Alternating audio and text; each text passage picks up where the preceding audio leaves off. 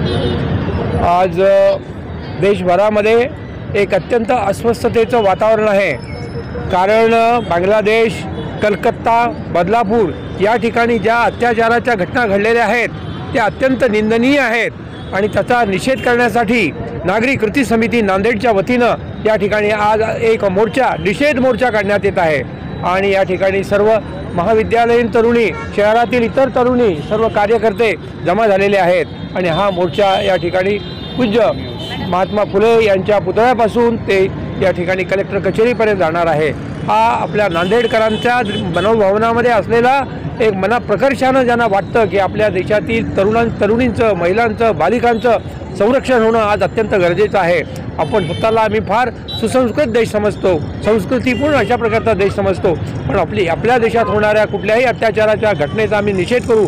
एवढंच नव्हे तर परदेशामध्ये होणाऱ्या, जसं बांगलादेशमध्ये हा जो अत्याचार झालेला आहे त्याचा आम्ही या ठिकाणी निषेध करण्यासाठी तो आहोत।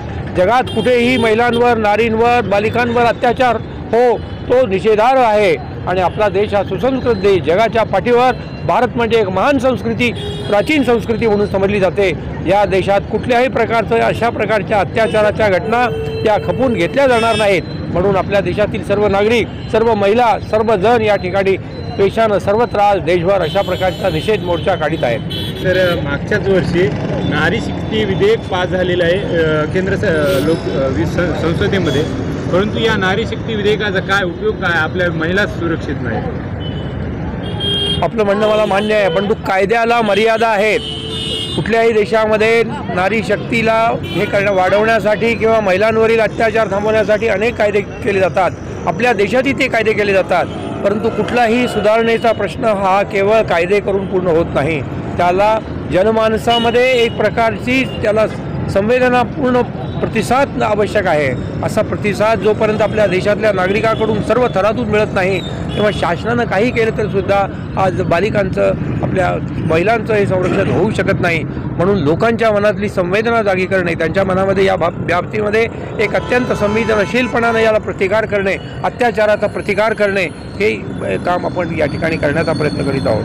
गुन्हेगारी, काही मागच्या काळामध्ये गुन्हेगारीचं प्रमाण प्रचंड वाढलेलं आहे, महिलांवरचा अत्याचार वाढलेला आहे। नेमकं काय सरकारचं याचं रामकृश आहे की नाही? सरकार प्रयत्न करीत आहे सर्वतोपरी, परंतु सरकारच्या कामाच्या काही मर्यादा आहेत। सरकारला जोपर्यंत जनतेचा पाठिंबा मिळत नाही तोपर्यंत सरकार असो की कुठले कायदेकानी असो हे खऱ्या अर्थानं ते एखादी गोष्ट साध्य करू शकत नाहीत।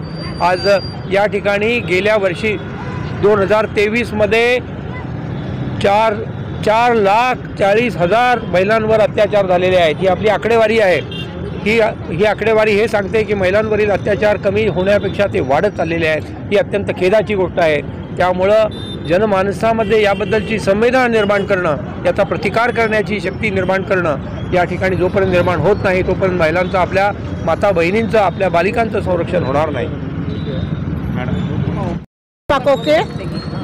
काल मी बातमीवर ऐकलं आपल्या महाराष्ट्रात, फक्त महाराष्ट्रात रोज 900 मुलींवर अत्याचार होतात, पण ते कित्येक असेच राहतात, कोणी पुढे येत नाहीत।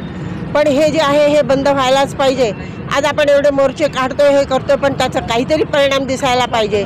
सरकारने चांगला कायदा करायला पाहिजे आणि पुरावा असेल आणि तो तिथं नक्कीच असेल तर त्याला लवकरात लवकर 8 दिवसात फाशी द्यायला पाहिजे, फास्ट कोर्टात हे करून। थँक्यू। हां, मी विजया विष्णुपुरीकर। हा जो प्रकार झालेला आहे तो घृणास्पद आहे आणि जो अत्याचार करणारा माणूस आहे त्याचे तुकडे तुकडे करून त्याला फाशी देऊन मारलं पाहिजे, कारण ही घटना प्रत्येकाच्या घरात झाली अशी भावना आमच्या मनात झालेली आहे। तेव्हा त्या माणसाला ठोचून मारलं पाहिजे, हे आमचं प्रांजळ मत आहे। याच्यावर आपण सगळ्यांनी मिळून काहीतरी कारवाई केली पाहिजे, आवाज उठवलाच पाहिजे।